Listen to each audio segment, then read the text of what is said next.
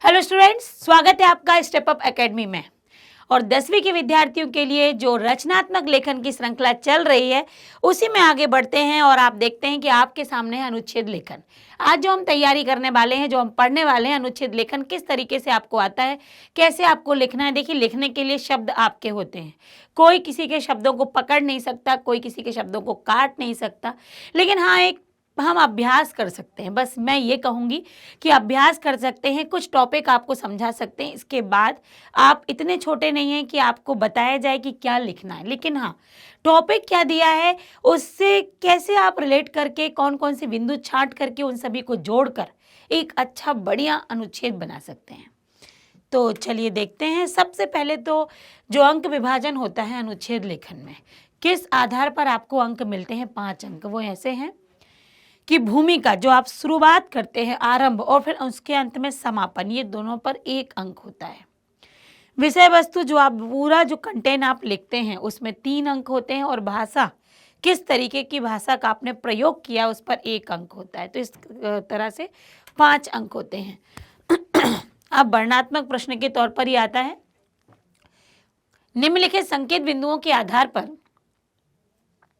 लगभग 120 शब्दों में अनुच्छेद लिखिए। क्या बिंदु हैं? एक पहला बिंदु जो मुख्य जो है अनुच्छेद का जो टॉपिक है वो है महानगरों में महिलाओं की सुरक्षा। तो आपको ये देने के बाद वो क्या करते हैं कि आपको नीचे 3 बिंदु भी देते हैं। इसके आधार पर आपको पूरा जो अनुच्छेद बनाना है वो इन्हीं बिंदुओं के आधार पर बनाना है। जीवन शैली, मतलब जो महानगर में आप लिखने जा रहे हैं, महानगरों में महिलाओं की सुरक्षा, तो आप कैसे उसकी शुरुआत करेंगे? महानगरों की जीवन शैली के आधार पर, वर्तमान समय में महानगरों की जीवन शैली पर क्या प्रभाव है, कहाँ का प्रभाव है, किस प्रकार की जीवन शैली है, महिलाएं किस प्रकार कामकाजी हैं, उनका समय क्या है कार्य करने का, कैसे वो ऑफिस किस समय जाती हैं, कब उनका लौटना है, कैसे उनका यदि हम कहें तो वर्तमान समय में जिस तरीके से आधुनिकता की ओर हम बढ़ रहे हैं, किस तरीके से पार्टियां होती हैं, पार्टियों में जाने का समय, लौटने का समय, और उस माहौल में किस प्रकार के लोग होते हैं। फिर कामकाजी महिलाओं की समस्या, मैंने अभी कहा ना कि इसमें आएगा कामकाजी महिलाओं का क्या टाइमिंग है, आने का, जाने का, किस तरीके से आती हैं, जिस जगह वो काम करती हैं उनके चारों तरफ लोग कैसे होते हैं, तो कामकाजी महिलाओं की और क्या समस्याएं होती हैं, उनकी टाइमिंग की समस्या होती है, आसपास के लोगों की समस्या होती है, कार्यशैली की भी समस्या होती है। सुरक्षा में कमियों के कारण व सुझाव, अब जब हम कंटेंट अपना लिख लेंगे तो इस सुरक्षा में किस प्रकार सुरक्षा में कैसी कमी आई है, महिलाओं की सुरक्षा में क्या कमी आई है और इसके क्या प्रभाव हैं। ठीक, और दूसरा, क्या हम इसमें इन कमियों को पूरा करने के लिए कि सुरक्षा में कमी ना रहे, किस प्रकार के हम सुझाव दे सकते हैं। तो इससे इन तीनों को यदि हम सोचेंगे और बनाएंगे तो आपको पॉइंट आते हैं, बिल्कुल आते हैं। एक आपको दिया जाएगा अनुच्छेद, और उसके मतलब 1 या 3, 2-3, और यहाँ उसके अंतर्गत आते हैं आपको पॉइंट, जिसके आधार पर आपको पूरा अनुच्छेद रेडी करना होता है। तो इतना ही जो सहयोग मिल जाता है ये हमारे लिए बहुत होता है। देखिए अब आगे कैसे लिखा है इस अनुच्छेद को, कि भारत देश में महिलाओं की सुरक्षा का मुद्दा बेहद महत्वपूर्ण विषय है। हमारा देश हिंदुस्तान संपूर्ण विश्व में अपने अलग अलग रीति रिवाजों के कारण पहचाना जाता है और प्रसिद्ध भी है। यहाँ प्राचीन काल से ही महिलाओं को समाज में एक विशेष आदर और सम्मान दिया जाता है। भारतीय संस्कृति में महिलाओं को देवी का दर्जा दिया गया है। अगर हम 21वीं सदी की बात करें तो आज महिलाएं, देखिए पहले महिलाओं का क्या स्थान है हमारे भारत में, प्राचीन काल में क्या स्थान रहा, महिलाओं को किस रूप में पूजा जाता है, माना जाता है, वो बताने के बाद हम बात करेंगे कि वर्तमान समय में यदि हम 21वीं सदी की बात करें तो आज महिलाएं हर क्षेत्र में पुरुषों के साथ कंधे से कंधा मिलाकर चल रही हैं। वे आज जागरूक हो गई हैं। हमारे देश में महानगरों में रहने वाली महिलाएं अलग अलग व्यवसायों में लगी रहती हैं। ये महिलाओं के बारे में जानकारी है, वर्तमान जो परिस्थिति है, जीवन शैली जो है उसके बारे में। अपना जीवन यापन करने में महिलाएं सक्षम है, वे किसी पर निर्भर नहीं है और घर से बाहर निकलकर देश की प्रगति में भी अपनी सक्रियता से योगदान, वो सक्रिय योगदान भी दे रही हैं।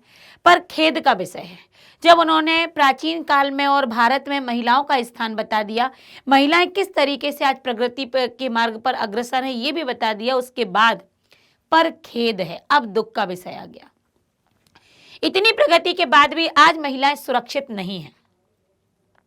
अपने काम के सिलसिले में उन्हें बाहर भी जाना पड़ता है, देर रात घर आती हैं।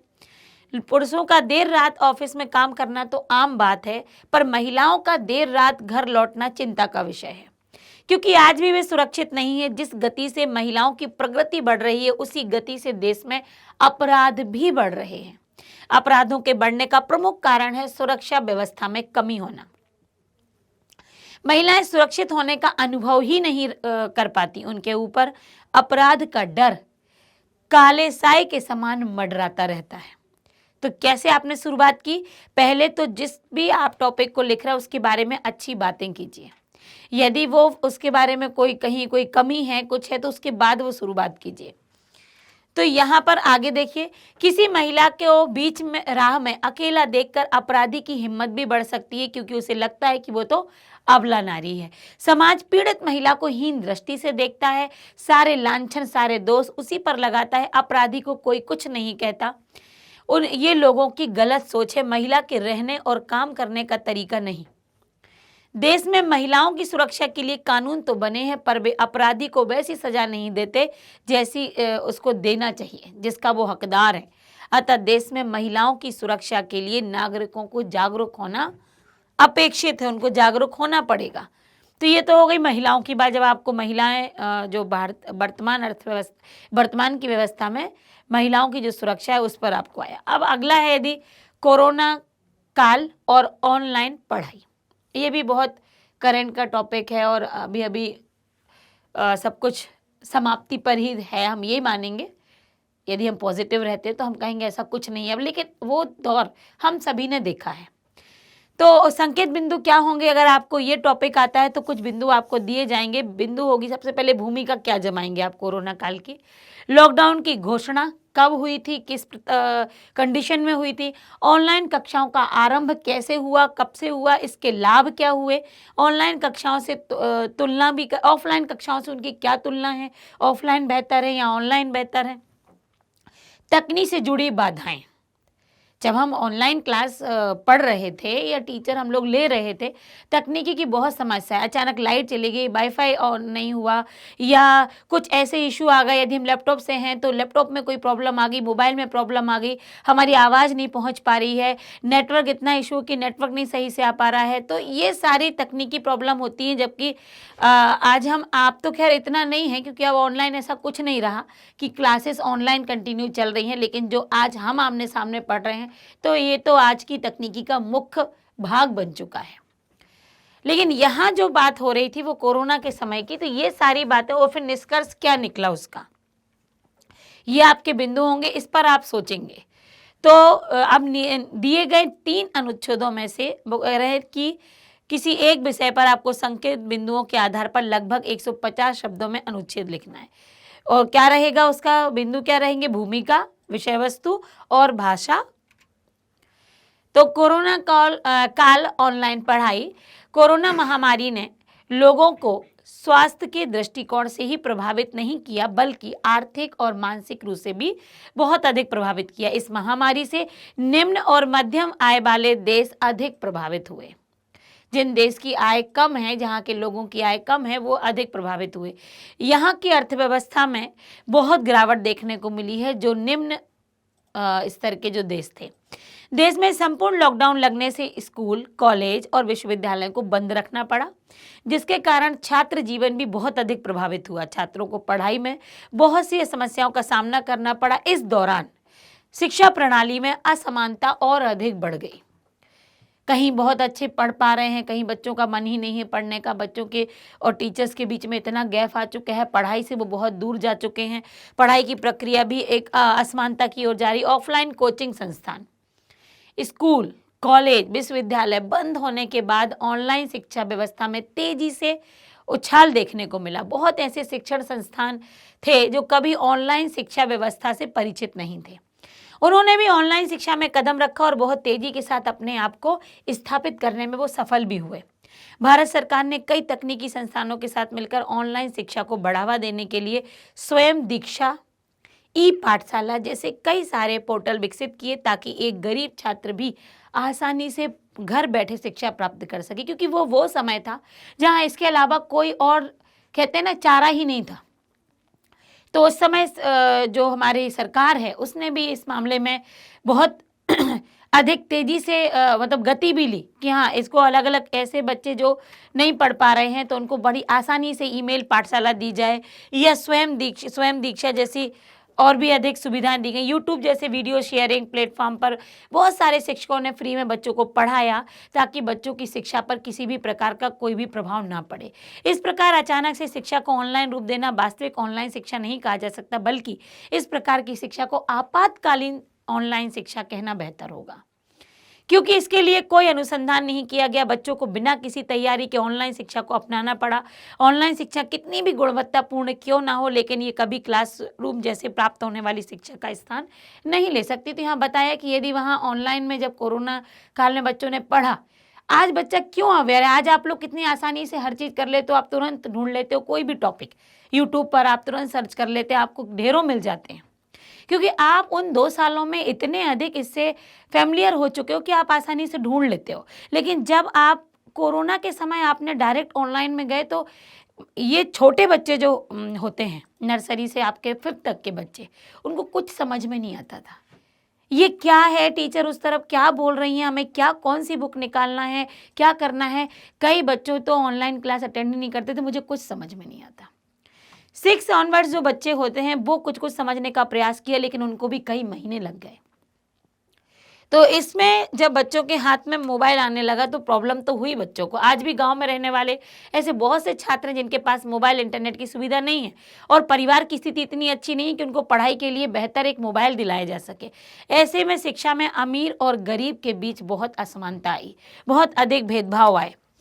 और फिर अगला एक और दिया है कि परीक्षा से पहले मेरी मनोदशा, ये बहुत इसमें तो आपको ये टॉपिक पॉइंट पढ़ने की जरूरत ही नहीं होगी। हर विद्यार्थी जानता है कि परीक्षा से पहले उसकी क्या मनोदशा होती है, क्या मन की स्थिति कैसी होती है, क्योंकि आप तो अभी एग्जाम के जब दौरान आप रहेंगे तो आपको ये लगेगा कि तब आप बहुत अच्छे से लिख भी पाओगे, क्योंकि ये उसी समय की बात रहेगी जब आप एग्जाम दे भी रहे होंगे। परीक्षा नाम से भय, परीक्षा की तैयारी, प्रश्न पत्र देखकर भय दूर हुआ, ये बिल्कुल फैक्ट है। जब तक हम पढ़ते रहते हैं, हम अपनी बुक बंद कर देते, लगता सब कुछ ब्लैंक है, कुछ भी नहीं है मेरे दिमाग में, कुछ भी याद नहीं। बुक खोली, फिर याद आ गया। पेपर देने से पहले क्या होगा, मुझे तो ऐसा लग रहा है मैं सब भूल गया हूँ या भूल गई हूँ।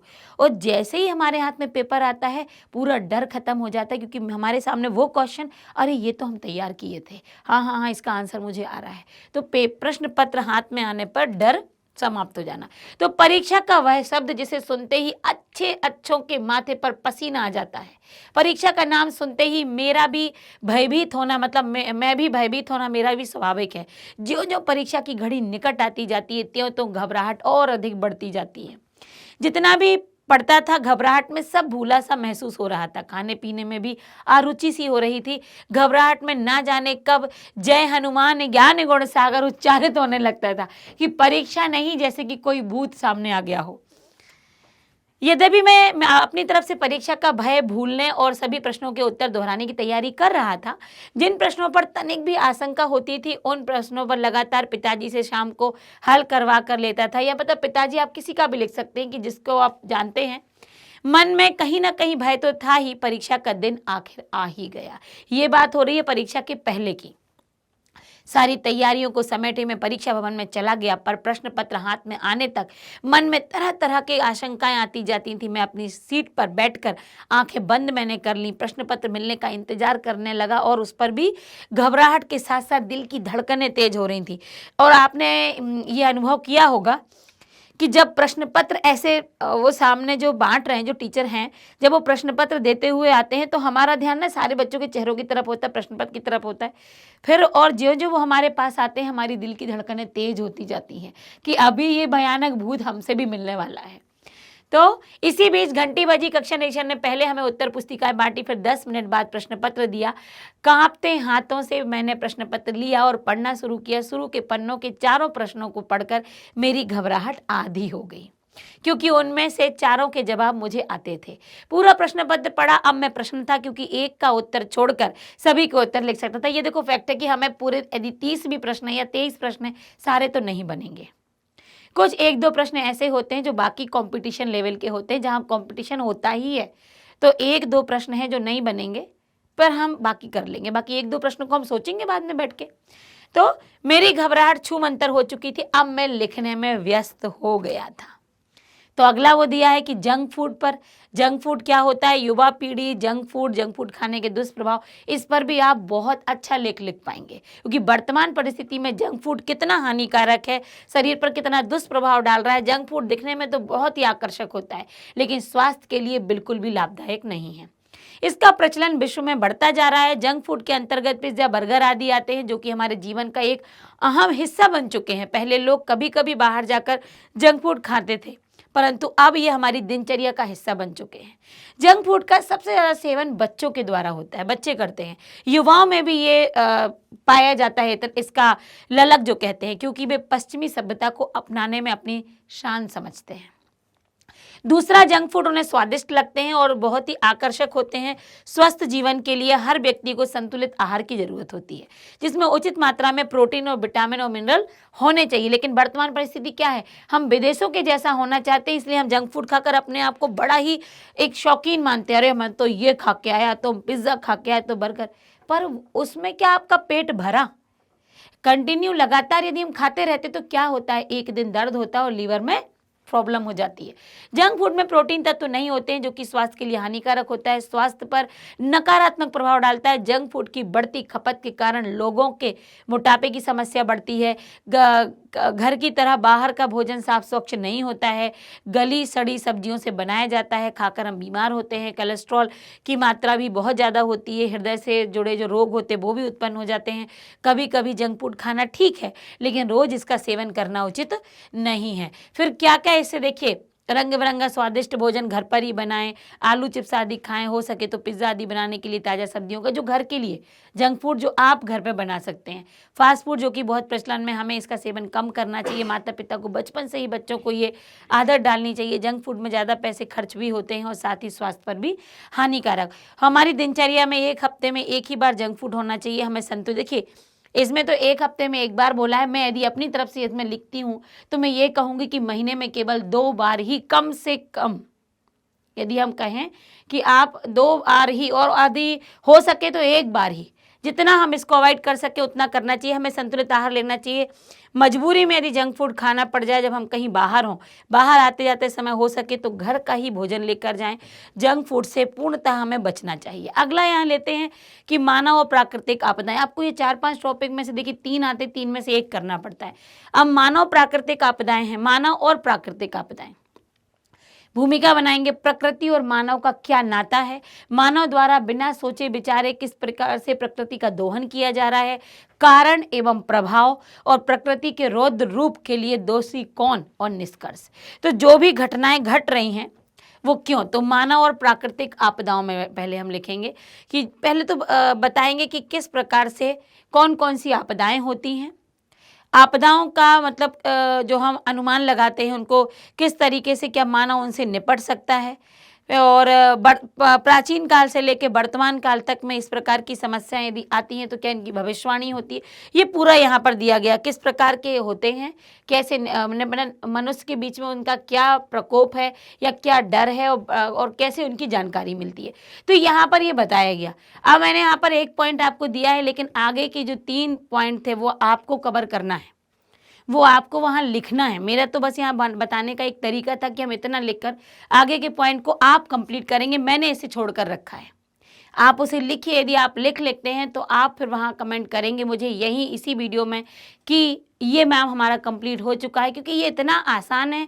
हम प्राकृतिक आपदाओं के बारे में बचपन से ही पढ़ते आ रहे हैं कि प्राकृतिक आपदाएं, देखिए भूकंप हुआ, चक्रवात हुआ, महामारी हुई, ये सब प्राकृतिक आपदाएं हैं। तो इनमें ज्वालामुखी है ना, तो ये सारे क्या हैं, ये प्राकृतिक आपदाएं हैं। तो इनके बारे में 1 पॉइंट के बाद बाकी पॉइंट आप स्वयं कंप्लीट करेंगे। ये मेरी तरफ से आपको होमवर्क है। होमवर्क इसलिए क्योंकि हम करते रहेंगे तो हमें आइडिया होगा कि कैसे लिखना है। तो इस होमवर्क से आप तो रूबरू हो ही गए हैं और आपको लिखना भी है।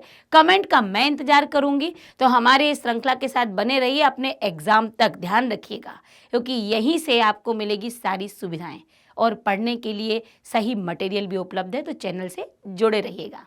Thank you.